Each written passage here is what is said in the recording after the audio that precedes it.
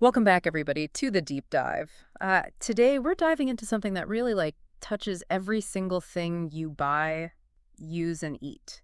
The global supply chain. Oh, absolutely. We'll be using a book by Peter S. Goodman called How the World Ran Out of Everything. And, what really grabbed me about this book is how it makes this complex system come alive.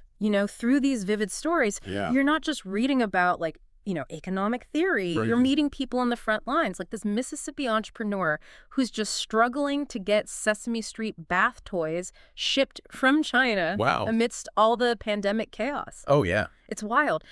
So our mission today is to understand how globalization created this, intricate and often fragile system. Right. What broke it during, all the recent disruptions, and then what are the long-term consequences? Yeah, it's fascinating how a system that was, designed for efficiency ended up being so vulnerable. It really is. So let's start where the book does with China's incredible rise. In just a few decades, they went from this largely agrarian society to the world's factory floor. Yeah. How did that happen so quickly? Well, I think several factors kind of converged at the right time. Okay. China, they established these special economic zones, Right. attracting massive investment and creating these manufacturing hubs. Oh, wow. And then millions of migrant workers flocked to these zones looking for opportunities. Yeah. And multinational corporations drawn to the low labor costs and less stringent regulations. Yeah. I mean, they embraced China as their go-to for manufacturing. Goodman describes Shenzhen, which is one of those special economic zones, as a place of these striking contrasts. You had luxury hotels and these high-rise apartments springing up, Right. but right alongside factories where migrant workers lived in these cramped dormitories, Oh, wow. often carrying their belongings in just simple pails. It's Yeah. this powerful image that really underscores, the uneven distribution of wealth Yeah. that often accompanies this rapid growth. It is. And it's a reminder that the benefits of globalization haven't always been shared equitably. No, they haven't. Mhm. And this brings us to China's entry into the World Trade Organization. Right. There was this optimistic narrative, especially in the West, Yeah. that trade with China would lead to political liberalization, Uh-huh. the Kentucky Fried Chicken to the ballot box analogy, as it was called. Oh, yeah. I remember that. So what was the thinking there? Well, the thinking was that exposure to Western goods and ideas would, inevitably lead to democratic reforms. Okay. But as Goodman points out, that didn't really pan out. It didn't. Instead, we saw China consolidate power within the Communist Party and continue to prioritize, economic growth, often at the expense of human rights and environmental concerns. Yeah. And this disconnect between expectation and reality, I think, fueled a lot of the backlash against globalization that we're seeing today. Oh, absolutely. Yeah. The idea that free trade automatically leads to positive social and political outcomes. It's been seriously challenged. Yeah. And in the U.S., while consumers enjoyed those lower prices, Right. manufacturing jobs disappeared, leaving a lot of people feeling betrayed by the system. Yeah, Goodman uses the Walton family, the founders of Walmart, as a prime example of this disparity. Okay. Their wealth skyrocketed during this period, exceeding $200 billion, Wow. while many American workers struggled to make ends meet. It's a big contrast. It is. Okay, so China became the world's factory. Right. But there's another crucial element to this story: Okay. container shipping. Yeah. How did something as simple as a standardized metal box revolutionize global trade? The brilliance of the container Yeah. is its simplicity. Okay. Before containerization, Yeah. loading and unloading cargo ships. Right. This is a very labor-intensive and time-consuming process. Oh, I bet. But with these standardized boxes, Yeah. goods could be seamlessly transferred between trucks, trains, and ships, slashing shipping costs and enabling global trade on a scale never seen before. That's amazing. It's fascinating how one innovation can have such a profound impact. I know, it's incredible. Even on industries that seem totally unrelated. Yeah. Goodman explains that even the Vietnam War played a role in cementing the container's place in global trade. Oh, really? Yeah. How so? So the need to move vast amounts of supplies across the Pacific during the war Right. forced the U.S. military to embrace containerization. They built these huge container ports in Vietnam, and this inadvertently accelerated the adoption of containers worldwide. So they kind of kicked it off. They did, but this efficiency came with consequences. Okay. What were some of the downsides of this container revolution? Well, for one, it led to, massive job losses among dock workers. Yeah. Oh, yeah. The automation that came with containerization drastically reduced the need for manual labor at ports. Right. It also concentrated power within the shipping industry, Okay. as carriers prioritize larger, more efficient ports, leading to this winner-take-all scenario. So some ports thrived while others were left behind. Exactly. It's another example of how globalization can create winners and losers, even within a single industry. It's true. Now let's talk about just-in-time manufacturing. Okay. This philosophy aimed to minimize waste and maximize efficiency by keeping inventory as low as possible. Yeah. But it ultimately played a role in the fragility of the supply chain. It did. Just in time was initially inspired by Toyota's incredibly successful production system. It seemed like a brilliant idea, minimize storage costs, streamline production. Yeah. But as companies embraced this model, it often morphed into this obsession with eliminating inventory at all costs. Interesting. Goodman introduces us to these McKinsey consultants who are nicknamed the Lean Taliban. What? Yeah, for their fervent belief in slashing inventory to extreme levels. Wow. This created a system that was incredibly efficient, but also incredibly vulnerable to disruptions. I can see that. One anecdote that really illustrates this is the story of Onan, a company that made industrial generators. Right. A McKinsey consultant focused on, minimizing inventory. Yeah. Pushed them to cut back on even basic parts like metal brackets. What happened? They ended up with generators ready to be sold for $250,000, but missing a $5 bracket. Oh, no.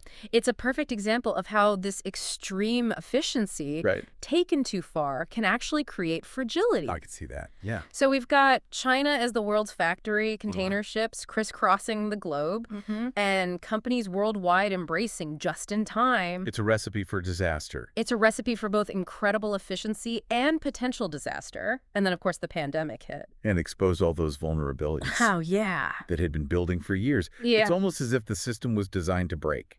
It really is. It's almost like the pandemic's impact on the supply chain was predictable, given, all its vulnerabilities. Right. It was just this, cascade of failures, each one compounding the next. Remember Hagen Walker, our Mississippi entrepreneur, trying to get those Sesame Street bath toys shipped? Oh, yeah. His experience really, I think, encapsulates the chaos that unfolded. It does. Walker's story is a microcosm of the larger crisis. Right.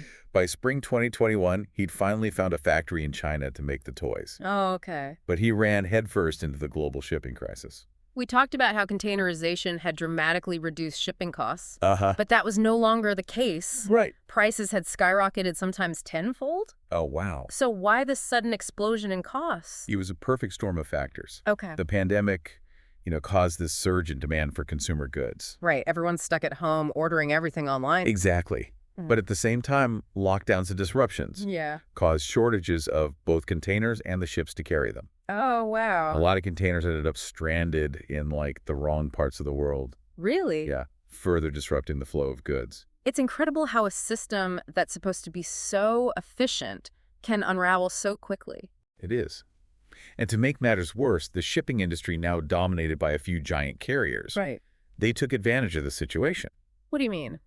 Goodman uses the phrase, carriers are robbing shippers, to describe how they imposed these, exorbitant fees for things like container detention and demurrage. Okay. Essentially penalties for delays that were often beyond the shipper's control. So even if you could find a container, it was going to cost you a fortune to ship it. Exactly. Small businesses like Walker's were hit especially hard. Right. They didn't have the leverage of big retailers like Walmart or Amazon, who could absorb those costs or even charter their own ships. Walker describes it as this frustrating process of constantly being told there was no space and then discovering there was space, but only at a premium price. I can imagine. It's tough. It is. This situation highlights the need for, I think, greater regulation in the shipping industry. I think so, too. Decades of deregulation driven by this free market ideology allowed for this consolidation of power and this lack of transparency, which ultimately harmed both businesses and consumers. Absolutely. Oh. Okay, so Walker's container finally gets loaded onto a Maersk ship and begins its journey across the Pacific. Right. Next stop, the ports of Los Angeles and Long Beach, Right. which handle a huge portion of goods entering the United States. They do. And here's where we encounter another major bottleneck. Oh. Port congestion. We all remember those images of dozens of container ships anchored off the coast of California, Oh, yeah. just waiting for their turn to unload. It was crazy. The ports were simply overwhelmed by the sheer volume of goods coming in. Wow. There were shortages of dock workers, truck drivers, Chassis. yeah, those specialized trailers needed to haul containers. Oh, right. And all of this led to delays that added weeks, sometimes months, to shipping times. Goodman takes us inside the port of Long Beach and introduces us to Mario Lopez, a veteran dock worker. His story challenges this often negative portrayal of unionized dock workers. Interesting. We hear a lot about how they're overpaid and slowing down the supply chain. Yeah. But Goodman presents a different perspective. What's that? Lopez's experience reminds us that these are incredibly demanding and dangerous jobs. Right. These workers operate heavy machinery, they work long hours, and often face hazardous conditions. Of course. And contrary to the narrative, the union actually plays a vital role in keeping the ports running. How so? Well, the union negotiates contracts, ensures safety protocols are followed, and helps distribute jobs fairly. Without it, the situation could have been even more chaotic. I can see that. It's a reminder that labor rights aren't just about fairness for workers. They're also crucial for a functioning economy. Exactly. So Walker's container finally makes it off the ship and onto a truck. But his journey is far from over. Right. Now he faces the challenges of the trucking industry. Here we meet Marshawn Jackson, a dray operator who hauls containers between the ports and nearby warehouses. Gotcha. Trucking is a tough business, even in the best of times. Yeah. But the pandemic made it even more challenging. What were some of the issues? Jackson's story provides a ground-level view of those challenges. He had to navigate port congestion, Of course. the shortage of chassis, and like Walker, he was often at the mercy of the bigger players controlling the supply chain. It's tough being a small business. One particularly frustrating incident involved Jackson spending hours searching for a chassis, only to find that most were already reserved for large companies like Amazon. Oh, wow. This kind of preferential treatment for big businesses puts smaller operators at a significant disadvantage. It does, and it highlights the impact of deregulation. Right. Unlike the dock workers, truck drivers like Jackson don't have a strong union to advocate for their interests. Yeah. Decades of deregulation in the trucking industry have eroded worker power, leading to lower wages, tougher working conditions, and a rise in the gig economy model, which often leaves drivers vulnerable and without adequate protections. So we followed the container from the factory in China through the congested ports and onto a truck.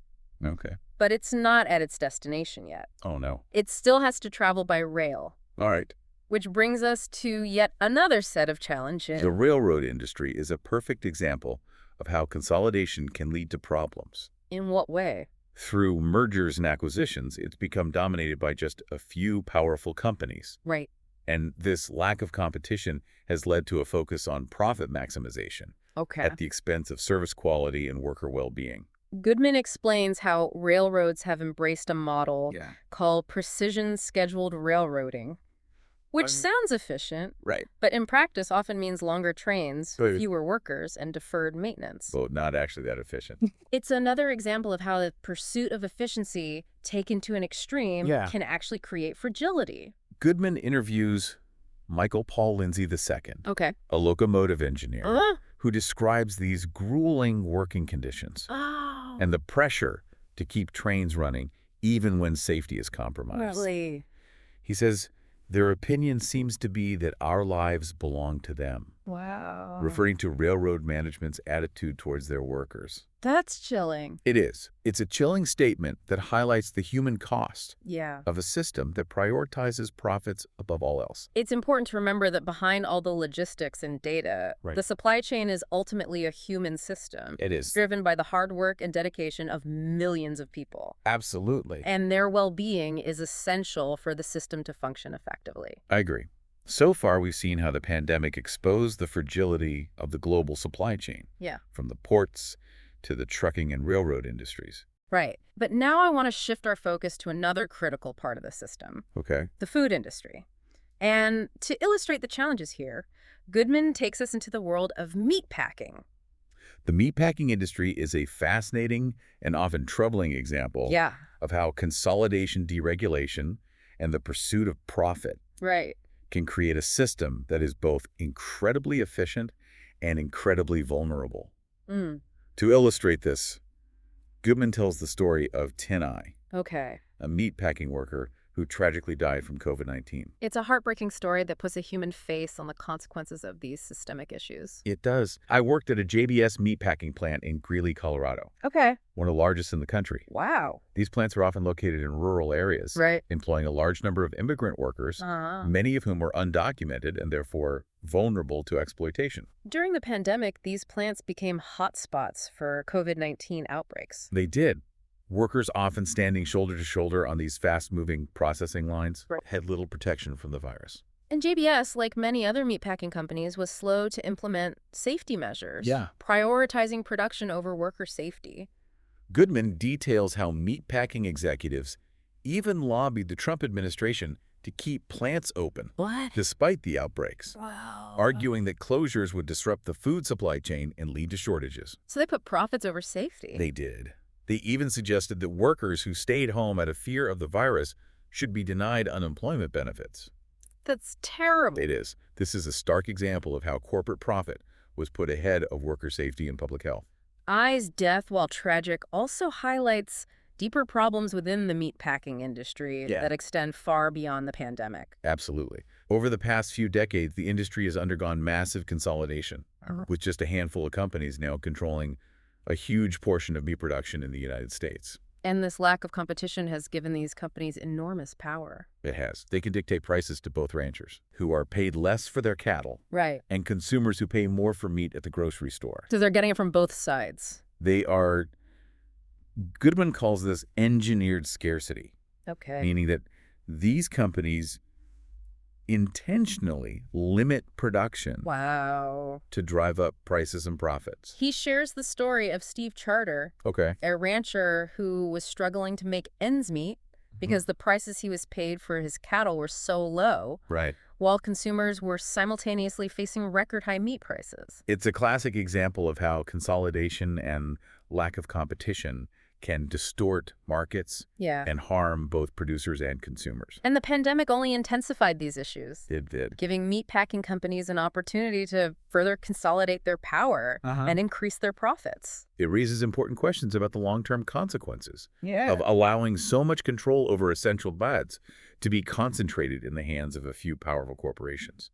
So we've seen how the pandemic revealed the fragility of the global supply chain. From the congested ports and strained trucking and railroad industries to the exploitative practices within the meatpacking industry. It's a complex and interconnected system. It is. And the breakdowns have had far-reaching consequences. Where do we go from here? What does the future hold for globalization and these intricate networks that we rely on for so much? That's the question we'll explore in the final part of our deep dive. We'll examine potential solutions, from reshoring and nearshoring to the rise of automation. And we'll discuss the broader implications for the future of globalization. We've spent this deep dive unpacking how the global supply chain, once touted for its efficiency, became so vulnerable. Now the big question is, where do we go from here? What are the potential solutions? Well, there's no silver bullet. But Goodman explores several possibilities. One idea that gained traction during the pandemic is reshoring. Reshoring? Yeah, bringing manufacturing back to the United States. It sounds appealing on the surface. But is it realistic on a large scale? It's definitely not without its challenges. Like what? Well, labor costs in the U.S. are significantly higher than in a lot of other countries. And there's been this decline in skilled manufacturing workers over the past few decades. Plus, we still rely heavily on other countries for raw materials and components. Goodman illustrates these challenges through Hagen Walker's experience. Remember, he initially tried to diversify his production by moving some manufacturing to Vietnam. But he encountered all these delays and logistical hurdles. Eventually, his Chinese partner convinced him to shift production to their wholly owned factory in Cambodia. So it wasn't really a solution for him. It wasn't. It highlights, I think, the complexities of disentangling ourselves from these global networks. Even when there's this clear desire to do so. Right. So if reshoring isn't a panacea, what are the alternatives? Well, nearshoring is gaining momentum. Nearshoring. Yeah, this involves moving production closer to consumers, Okay. but not necessarily back to the U.S. Okay. Think Mexico, Central America, or even the Caribbean. Gotcha. These locations offer lower labor costs than the U.S., Right. but shorter shipping times and less geopolitical risk than Asia. Goodman uses Mexico as a prime example. Okay. They have this well-established manufacturing sector, Right. and they're already a major supplier to the U.S. market. Yeah. In the book, we meet Jose Becerra, Okay. a Mexican clothing manufacturer who sees opportunity in American companies, seeking alternatives to China. Interesting. He even partners with an American company Wow. to establish a distribution network in Texas. That's cool. It's a compelling example of how regional supply chains could become more prevalent in the future. Yeah, it is. Goodman also discusses companies like Columbia Sportswear, Okay. which have shifted some production to Central America, Okay. capitalizing on those shorter shipping times and proximity to the U.S. market. But nearshoring also has its challenges. Right? It does. Mexico, for instance, faces infrastructure limitations, Wow. and concerns about security and corruption persist. Absolutely.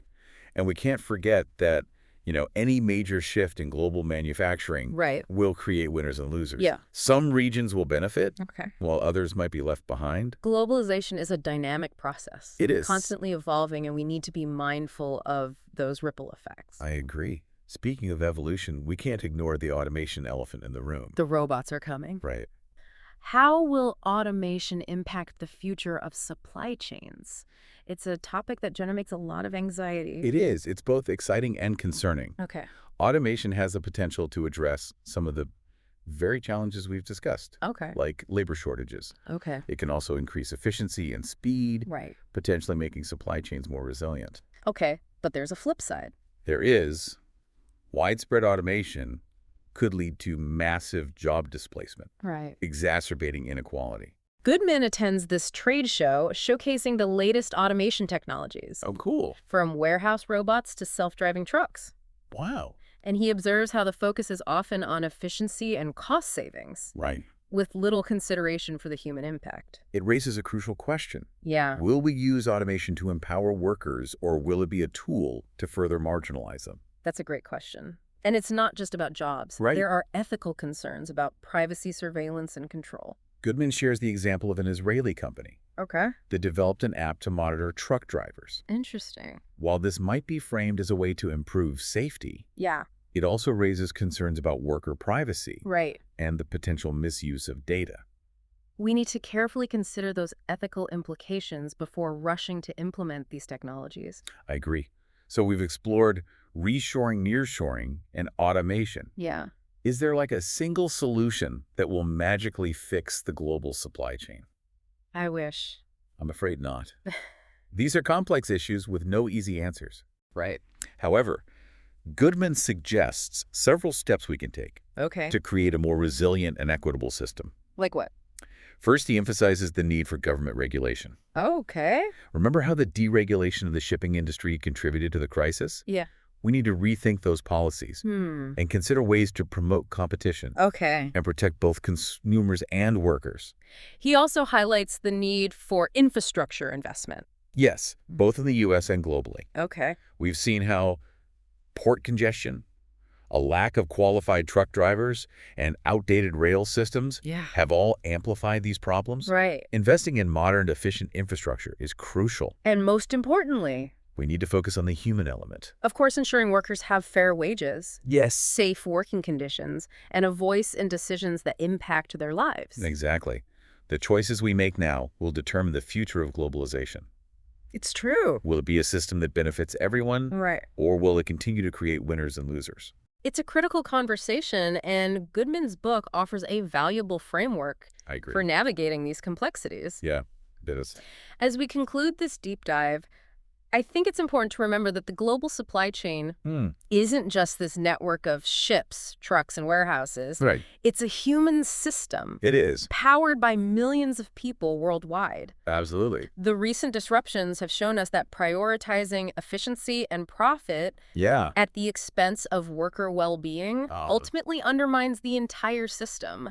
It does. Let's appreciate this intricate web of connections that brings us the things we rely on, and let's remember the people behind those connections. The people who make it all work. The truck drivers, the warehouse workers, the dock workers, and countless others who keep the global economy moving. Yeah. Their work is essential, and their well-being is inextricably linked to our own. Absolutely. That's it for our deep dive into the world of global supply chains. Thanks for having me. We hope you found it informative and thought-provoking. Yeah. As always, we encourage you to continue exploring these topics and consider their implications for your own lives. I agree. Thanks for listening.